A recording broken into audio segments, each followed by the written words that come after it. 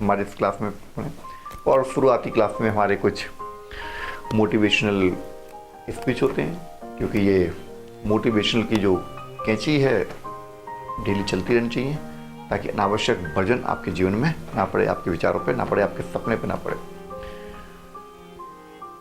यात्रा लंबी है, धैर्य का एग्जाम है, और जितने भी आप यहाँ पर लोग आप IAS और PCS की तैयारी कर रहे हैं, और आपको हर पल मोटिवेशन की आवश्यकता पड़ती है, क्योंकि आप उस लेवल की तैयारी कर रहे हैं, उस चीज़ की तैयारी कर रहे हैं।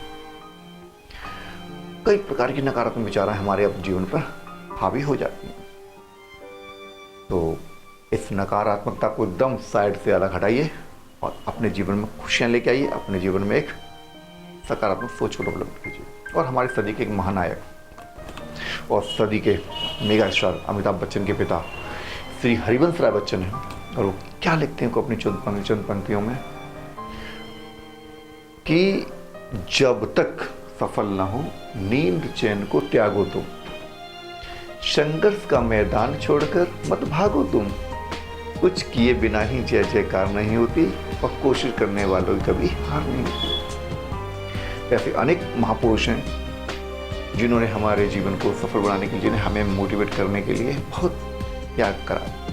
उसमें से आपके विवेकानंद जी भी, उनकी भी कुछ पंक्तियां हैं, या वो भी कह देते हैं कि उठो जागो तब तक मत रुको जब तक कि आप अपने लक्ष्य तक न पहुंचो। तो ये धरती अनेक महापुरुषों की जननी है। तो इस धरती में, इस मिट्टी में अनेक महापुरुषों ने अपने बालपन को गुजारा है, इस मिट्टी को सींचा है। तो इस देश के डेवलपमेंट में, इस देश की संस्कृति के डेवलपमेंट में किसी एक का योगदान नहीं, अनेक महापुरुषों का योगदान है। और उन महापुरुषों की बातें हमारे जीवन में बहुत मायने रखती हैं, और वो इन महापुरुषों की जो बातें हैं वो हमें प्रेरणा देती हैं, हमें अवसाद से निकलने का मौका देती हैं।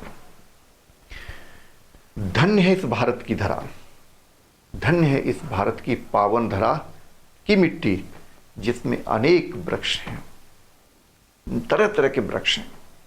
धन्य है वो हाथ जिसने इन वृक्षों को जल देकर सींचा, और धन्य है इस धरा की मिट्टी, जिस मिट्टी में भगत राजगुरु जैसे बेटे खेले। और धन्य इस देश की संस्कृति, जिसने कभी अपने छोटों को ये एहसास नहीं दिलाया कि तुम छोटे हो। और धन्य है इस देश की वो माटी, जिसमें एक सिद्धार्थ जन्मा, और से सिद्धार्थ जब बुद्ध तत्व प्राप्त हुए और बुद्ध बनकर उन्होंने विश्व को शांति का धम्म दिया। तो ऐसे लोग, ऐसी विचारधाराएं हमारे जीवन में होती रहनी चाहिए, और ऐसी विचारधाराएं हमारे जीवन को प्रेरित करती हैं। और जितने भी आप ये सिविल सेवा की तैयारी कर रहे हैं, आपके कंधों पर बहुत बड़ी जिम्मेदारी है, आपके परिवार की, समाज की, क्योंकि आपके हाथ में वो ताकत होगी, आप कुछ भी कर सकते हो। जन सेवा का जो स्वप्न लेकर आप जो यहाँ तैयारी कर रहे हो ना, इसे बुझने मत देना कभी भी। आपकी ताकत, आपकी शक्ति इस देश को दिशा और दशा दोनों ही देगी। इतनी पावर होगी आपके हाथों में जब आप सिलेक्ट हो जाओगे। तो ये शक्ति और ये आपके इस देश के विकास में हो, इस देश के कल्याण में हो, बहुत जरूरी है। अंत में आप सभी को शुभकामनाएं देता हूं, और आप अपने लक्ष्य की ओर दिन प्रतिदिन पल पर हर पल बढ़ें। ध्यान रहे, अंत में बात फिर मैं कहता हूँ कि सफलता एक जो है यात्रा है, जीवन का लक्ष्य नहीं है, अंतिम पड़ाव नहीं है।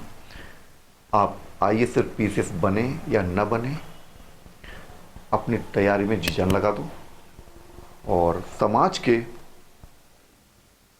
आप एक बेहतरीन इंसान बनकर उभरोगे, इतनी मैं गारंटी देता हूँ। आपके जीवन का नज़रिया अलग होगा, आपको चीज़ों को समझने का नज़रिया अलग होगा।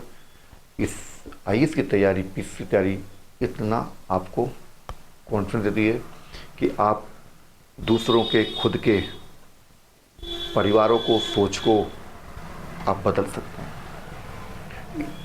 IAS की तैयारी इस लेवल की तैयारी होती है। मैं तो चाहता हूँ कि इस देश का हर व्यक्ति IAS की तैयारी करे, और ना बन पाए तो एक अलग बात है, लेकिन आप एक बेहतर इंसान बनकर उभरेंगे, इतनी मैं गारंटी के साथ कहता हूँ। तो ये चीज़ें